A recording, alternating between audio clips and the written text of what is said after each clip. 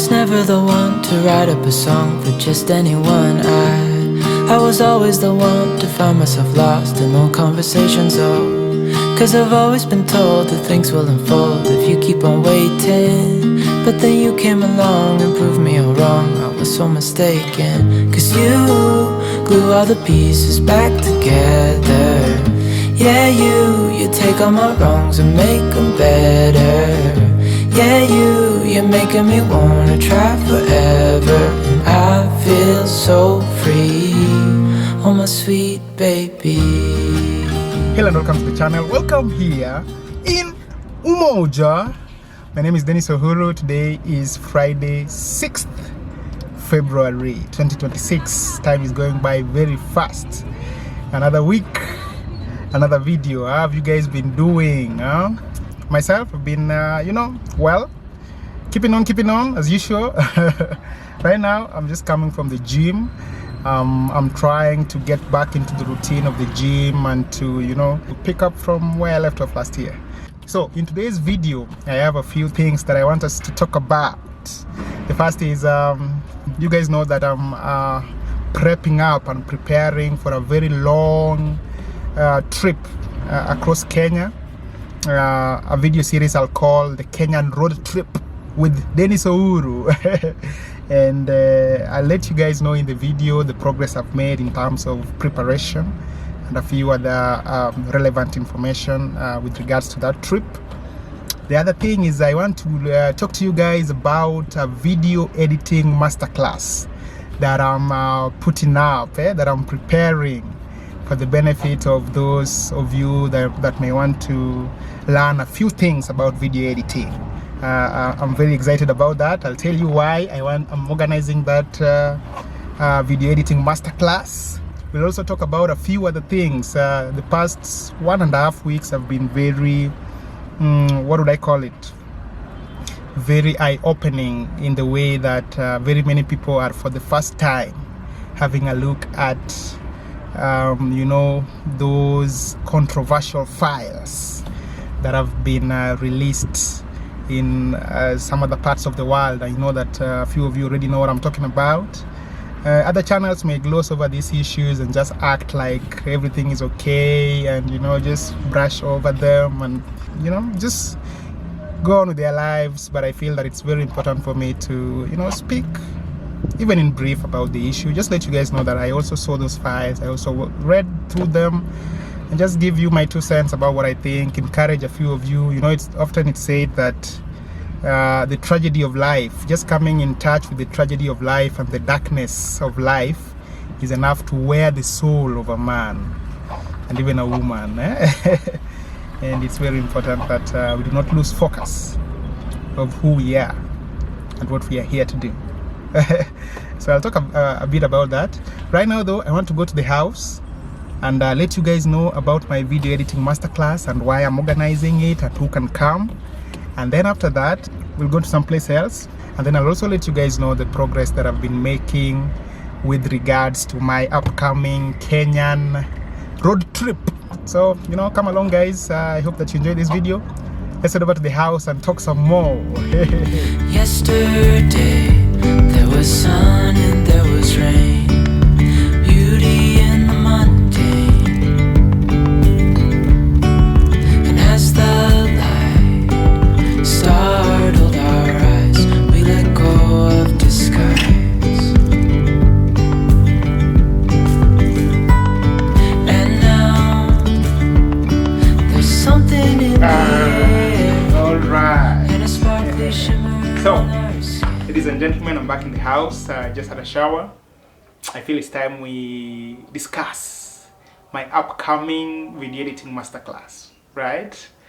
For the past 1 week, I've been planning it out and thinking about it, looking at how best I can condense the information I have and that I've collected in over 7 years. This is, I think, my 7th year of making videos and editing videos, looking into how I can condense that into a 1-day masterclass and offer it out to those that would be interested. So first and foremost, why video editing? Why would someone need to learn that skill? It is my opinion that video editing has a lot of utility. You do not have to be a YouTuber. You do not have to be a content creator, all right? Though, of course, if you are those things, well, video editing is a very useful skill for you. But even if you are not those things, video editing has a lot of utility. You can be a father or a mother or a spouse, you know, who likes to make home videos from time to time. And, you know, you want to put them together in a way that tells a story, in a way that it is beautiful and nice for you to consume with, of course, your friends and even your spouse, your children, you know.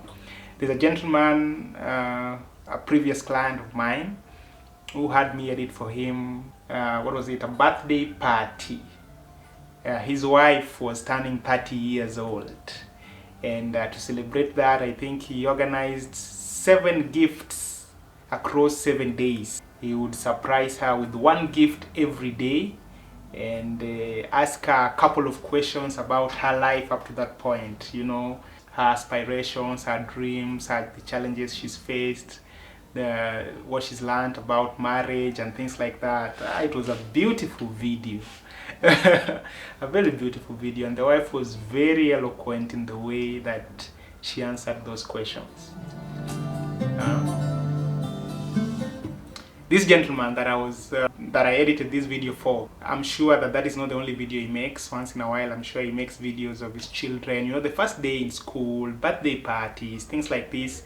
You may want to learn how to edit those videos, okay? And you know, you have very many beautiful occasions that you attend or you find yourself in, and you want to, you know, record them, even if not to share them with the world, but to keep them as a library, you know. So video editing is a useful skill in that regard.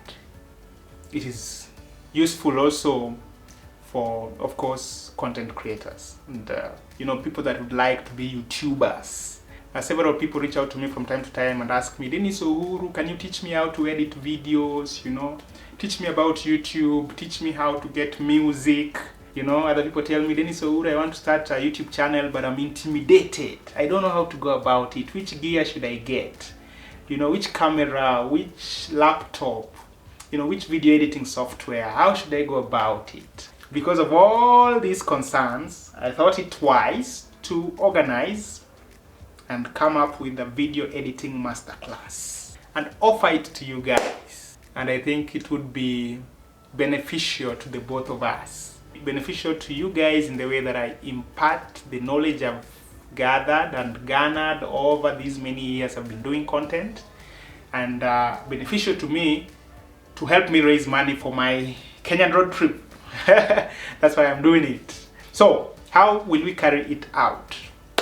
First things first, I've been talking to a few very beautiful co-working spaces in Nairobi, trying to find out a place I can hire to do this masterclass, and I have found one that is very nice. Now, the thing is, these co-working spaces have limitations, okay? They are not able to host a very large number of people. You understand that the more the people, the more the logistical requirements needed to have them in a place. So the biggest space I've found in a co-working space is a space that is able to host 45 people. For that reason, I will be having limited slots. I have only 45 slots for my first video editing masterclass. If it's successful, of course, I'll do others in the future. But for this first video editing masterclass, I have 45 slots, and I'll be giving them out on a first come, first served basis. It goes without saying, of course, that there is a cost implication to this, and the way I'll be charging this Denis Uhuru video editing masterclass is I'll charge a fee of 3,500 Kenyan shillings. And this will be for a 5-hour video editing masterclass. So we'll do 3 hours in the morning, have a break, and then do 2 hours in the afternoon. I have a graphic that I'll put on the screen, and I'll also put it in the description of this video, and you can share it out with friends and peers and people that you think would benefit from such a thing. If you know people that want to start a YouTube channel and don't know how to go about it, share with them this graphic. I also have a Google form, right, for those that are interested to sign up to this masterclass. The link to that is also in the description. It has a few questions, name, mobile number, email, skill level, things like this, and then I'm able to get that list and I'm able to confirm slots, and we're able to do this video editing masterclass. I'm looking to carry it out on the 28th of February, which will be a Saturday. The price, as I've said, is 3,500, and it will be a very beautiful location, I have no doubt. The location is already beautiful. The information that I'm bringing will also be beautiful. We'll be learning about how to make videos for YouTube, how to tell stories using videos, beginner gear for people that want to do content creation, what you need to buy, what you don't need to buy. We will look at different types of video editing software. I will introduce the video editing software I use, and we will look into that in depth. I will teach you guys the ins and outs of video editing, how to do cuts, how to merge background music, B-rolls, effects, titles, subtitles, aspect ratios, resolutions, frame rates. It will be a very rich video editing masterclass. I'm also excited to meet those of you that will come. Right. So at this moment, I want to do a bit of work on my computer, and then once I've done that, I'll walk you through the progress I've made in my Kenya road trip preps, and I'll also show you around IOT. IOT is my car, for those people that don't know. I'll show you around it, and we will look at a few configurations that I've been thinking about, how I'll be sleeping in the car, and things like this. Say, would you like to spend your day with me always?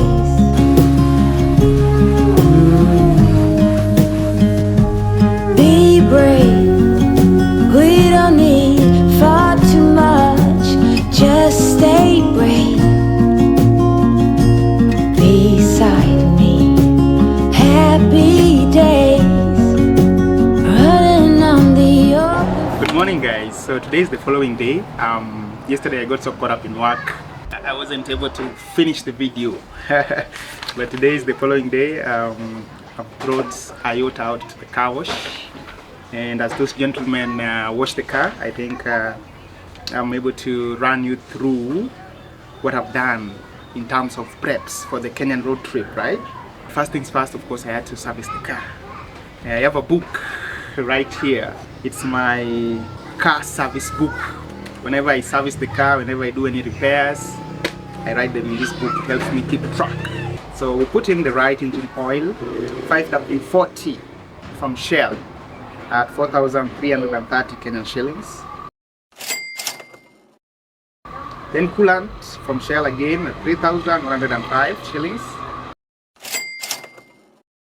We did what is called as throttle body cleaning.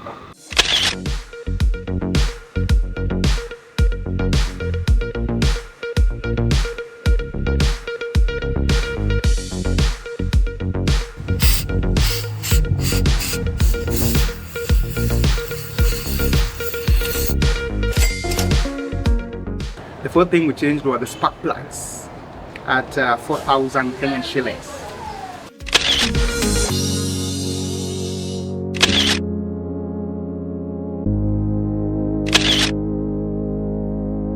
And then we also changed the air cleaner at 800 bob.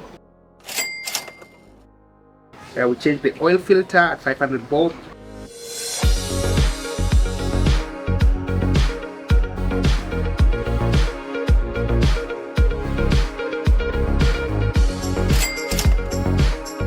Of course, I bought a little tea for my mechanic. So the total cost for this service interval came to 14,435. Right. If you told me about a year ago that I'd be spending 14,435 on servicing a car, I would have laughed very hard. But yeah, it's progress. It's progress.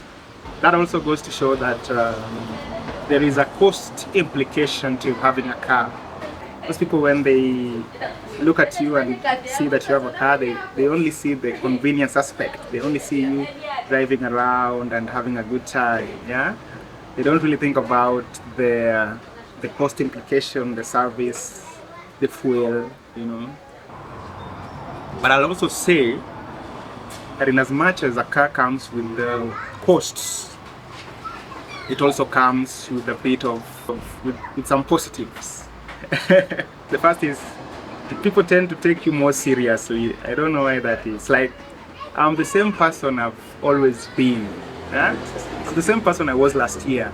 But these days, when I talk to certain people, they look at me in the eye as though I have some hidden wisdom in the back of my head somewhere here. But I'm just the same person I've always been. It's like they're trying to decipher some wisdom somewhere in the back of my head.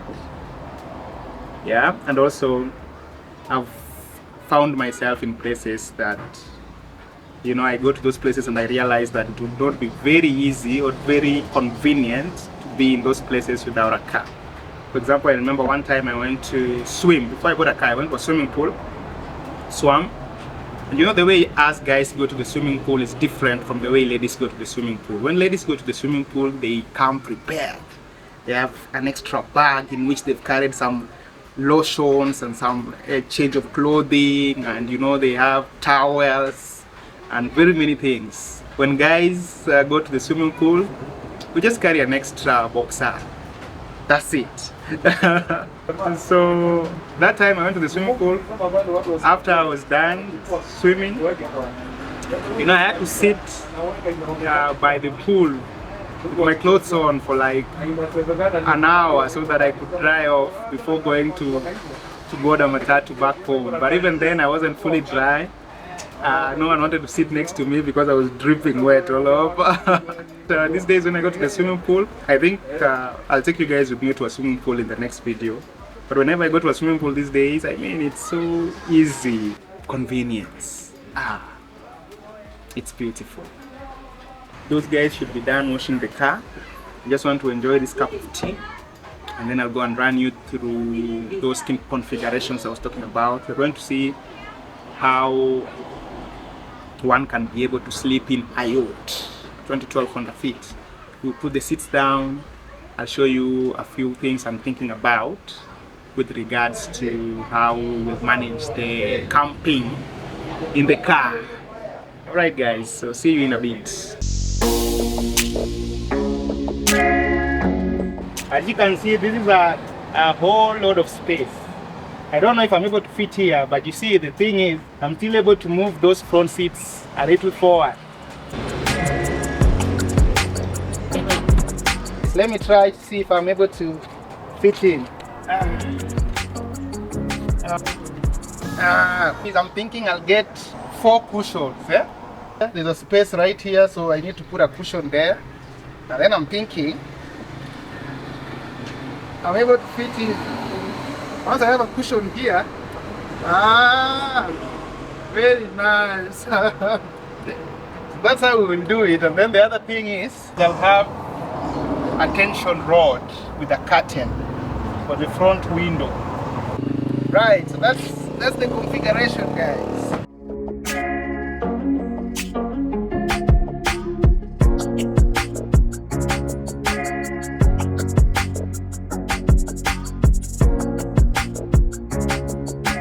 Right guys, so that's the car washed, and those are the configurations I've been thinking about with regards to turning this car into a moving tent.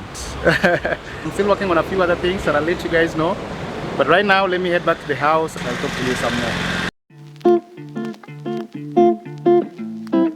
I'm back in the house. Alright, I feel it's time we discuss those things that we saw,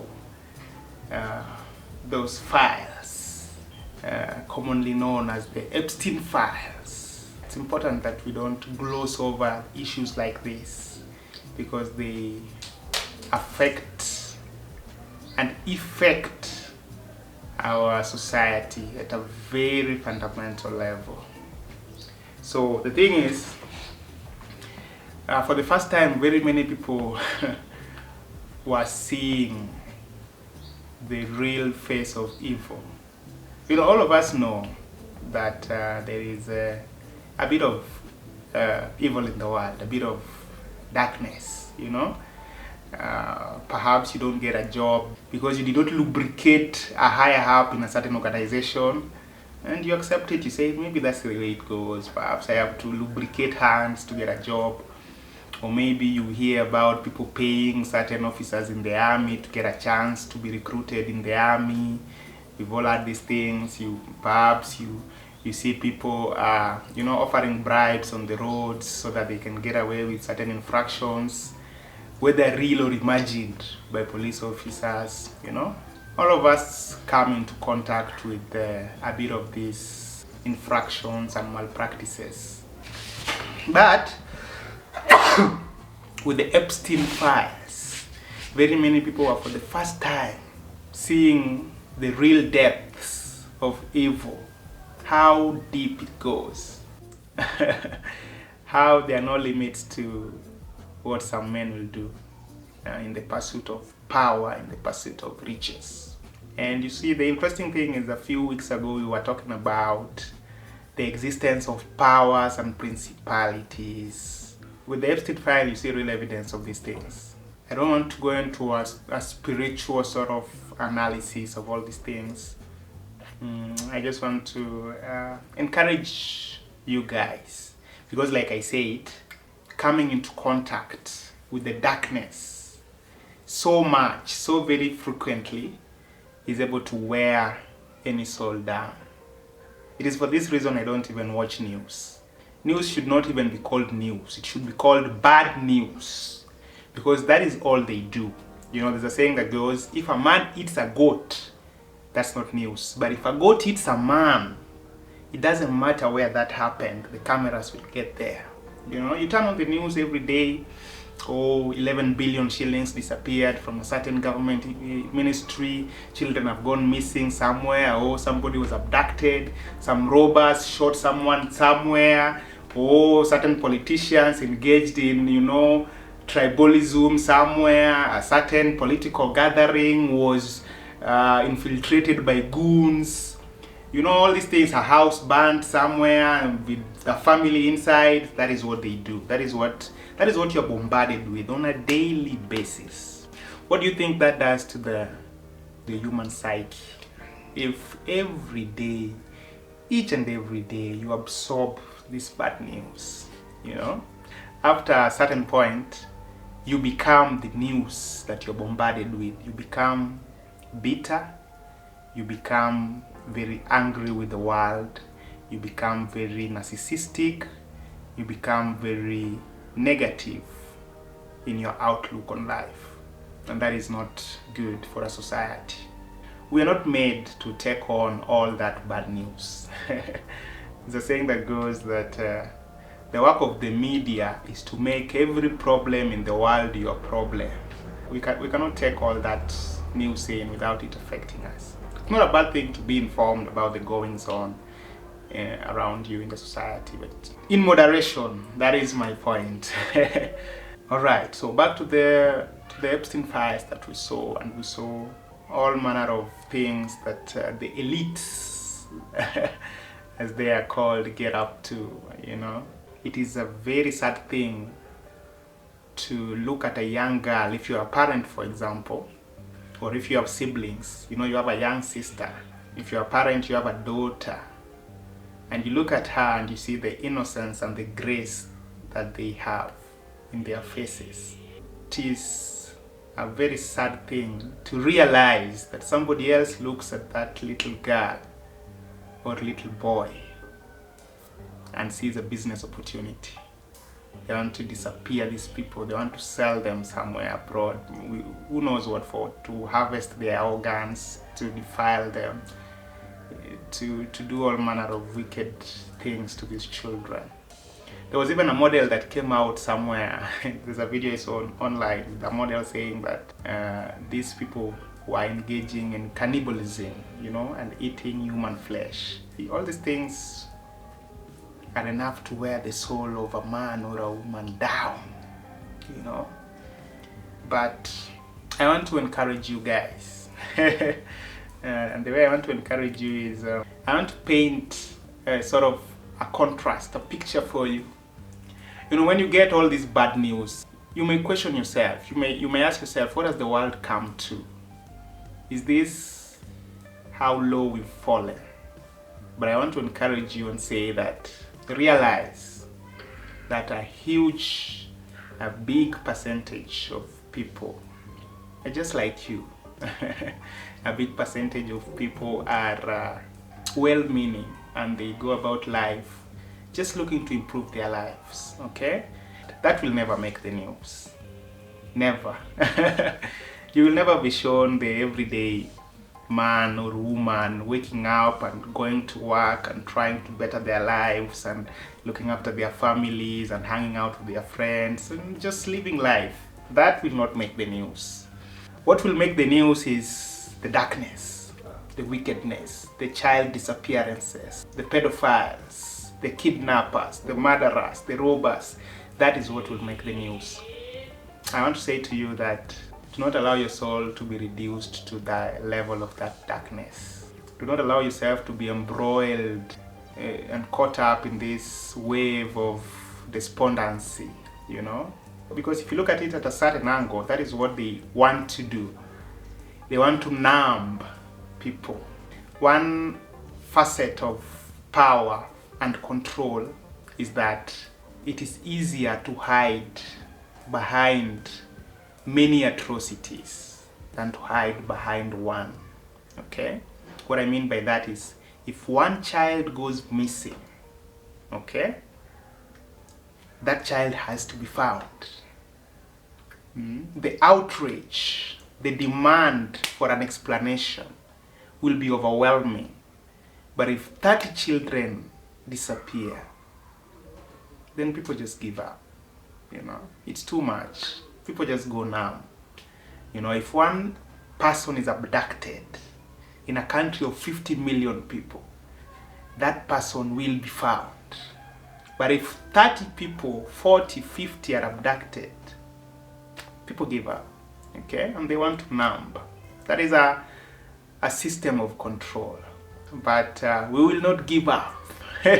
I say to you, do not give up in your positive outlook, in your efforts to better your life and the lives of your family. Do not give up in your efforts to be, even though it might sound cliche, a good person.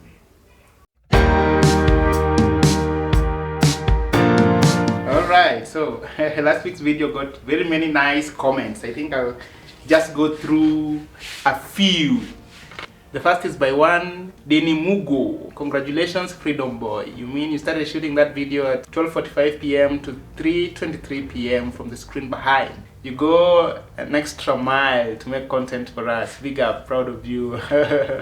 Thank you, Denny Mugo, for that beautiful comment. The second Freedom comment of the week, Matters Live Show. Can't remember the number of times I've refreshed my YouTube looking for a video from you. I'm grateful for that. And I believe you when you say that this is never gonna change.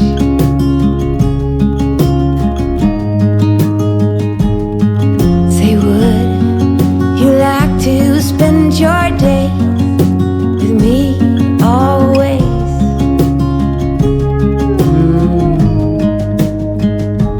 Be brave. We don't need far too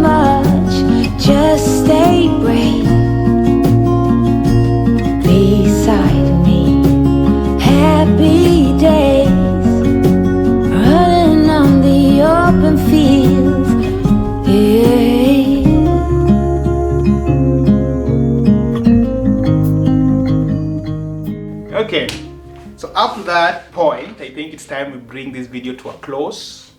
And also urge you guys, those of you that are of course interested in learning a thing or two about video editing, you know, sign up for that masterclass. Let's do it. I'm very excited about that. I share that graphic with your friends and people that are in that environment, people that want to learn video editing. If you are interested in attending that masterclass, click on the link, go to the Google form, fill it up. I'll get your information, get in touch with you, and be able to confirm your slot. All right? If this is your first time to the channel, subscribe to the channel. Let me know what you think in the comment section. I'm always happy to reply to your comments. Also, give the video a big like if you liked it. And then I'll be seeing you in the next video.